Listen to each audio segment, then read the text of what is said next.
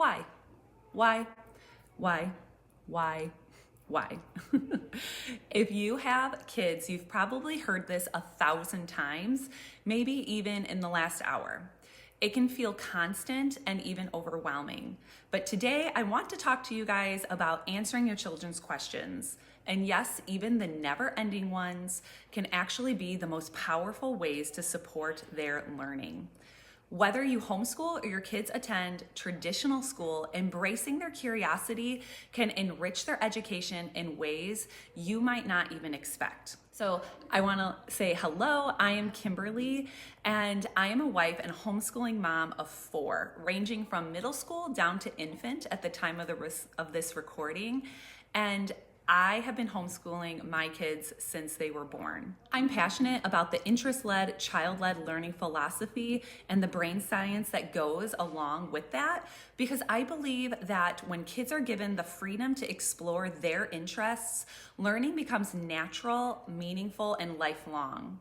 This is a YouTube channel and home education coaching business designed to empower parents to homeschool with confidence and create a lifelong love of learning, both for their kids and for themselves.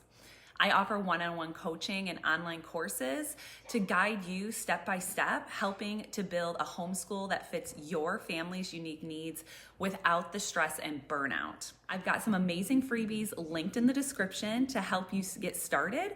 So make sure you check those out below. If that sounds like what you need, be sure to subscribe. Let's make homeschooling simple, effective, and joyful. But now let's jump into the topic that I have for this video. Let's be honest, answering our kids' questions all day can be really exhausting. When you have multiple kids or you're just trying to get through the day without losing your mind, the idea of engaging in yet another round of why, it can just feel like way too much. But here's the thing, those questions are how kids make sense of the world.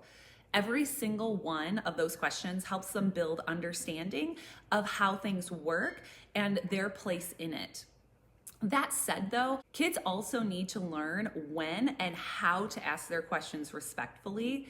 I don't allow my kids to interrupt adult conversations, and one of the best tricks I've found is this one. So when you are talking and your child has a question, I taught my kids to put their hand on my shoulder or maybe like on my leg, and then I will put my hand on top of theirs, and that teaches them or lets them know that I acknowledge that they're there and that they have a question.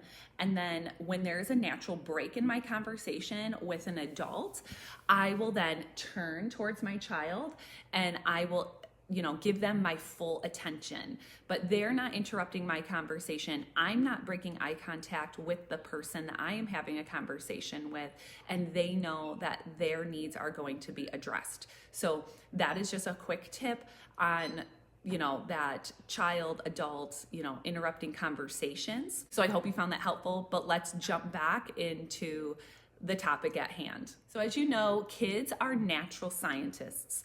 They're constantly forming ideas, testing them, making observations, and refining their understanding.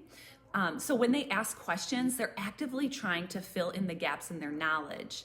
And here's the beauty of answering these questions in real time at the moment of their curiosity, because it's at its peak. The information is going to be extremely meaningful to them, and it's going to stick. I know it's not always convenient, sometimes it's downright annoying, but think about how you learn. If you wonder about something, you probably grab your phone right away and you're Googling it. So why wouldn't we offer our kids the same opportunity to, jump into their curiosity right in that moment? But better yet, why don't we give them the tools to help them find the answers if we are just not readily available mentally or physically to answer those questions? So some of the random questions that my kids have asked over the years are, can you walk on the moon? How does wind form? Why can't you look directly into the sun?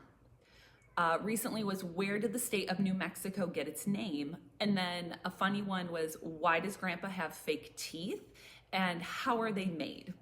If you have multiple kids and the questions just feel nonstop, you're going to need a system. So I have a few ideas for you.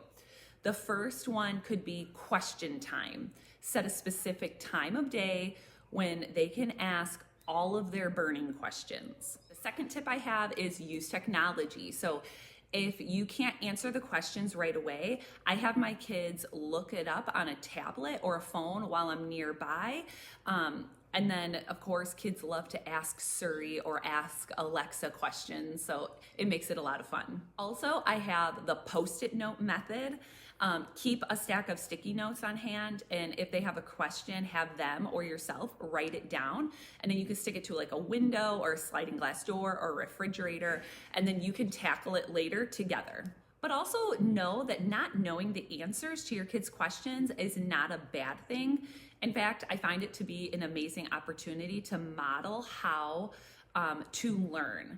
So by the time, I'll let you know something, by the time my kids are around like 8 or 9 years old, I can pretty much answer all their questions. But after that point, it's about 50-50. And so half the time I'm able to answer their questions directly, and then half the time I just say, okay, let's jump online or grab a book or whatever, and let's look it up together or independently, however it's gonna work. And what I love about that is that it really teaches my kids how to learn, because life is an open book test. I just want to tell you that life is an open book test. You don't have to know everything. You just need to know how to find the answers. So some ways to find those answers: you can go to a library. You can talk to those librarians that are just a wealth of information. You can search online. You can watch YouTube videos like this. You can call a friend that maybe is an expert or knows a lot about that particular like topic that your child is asking about. You can design and experiment and test things out yourself. This is the kind of learning that actually sticks. Is 100 times more valuable than memorizing facts for a test. It teaches your kids how to think, how to problem solve, and how to be resourceful. And that's what it truly means to be educated. So to wrap this up, friends, if you found this video helpful, I'd love for you to subscribe. I am passionate about interest-led education, and I love sharing ways to make learning exciting and natural for your kids. And if you're considering homeschooling, but you don't know where to start, I definitely have you covered. I've created a free ebook that walks you through 9 simple steps to get you started, and you'll find that linked in the description below. So don't forget to grab that, and I'll see you in the next video. And like we always say at the EverLearn Academy, never stop learning, always take action. All right, we'll see you in the next one. Bye-bye.